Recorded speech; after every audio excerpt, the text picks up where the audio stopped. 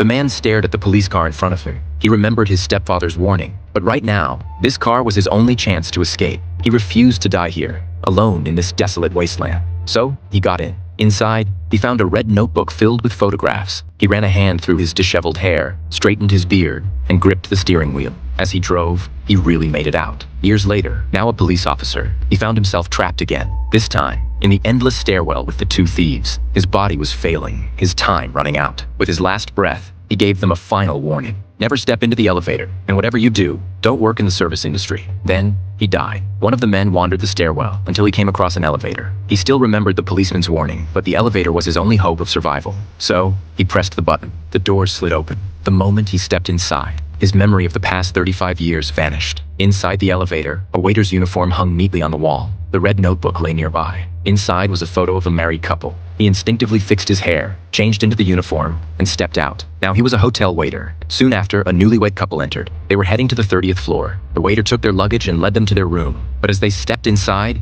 he discreetly released a bee into the air. Then, he dropped their luggage on the floor. Suddenly, the husband screamed in pain. The bee had stung him. His wife panicked. He was severely allergic. If he didn't get an injection immediately, he would die. The medication was in their bag, but the waiter had already smashed it. Then, a loud explosion echoed through the hallway. The loop had begun again. 35 years from now, this waiter will look at another woman and give her the same warning. Will she listen? Or will she stay trapped in the cycle?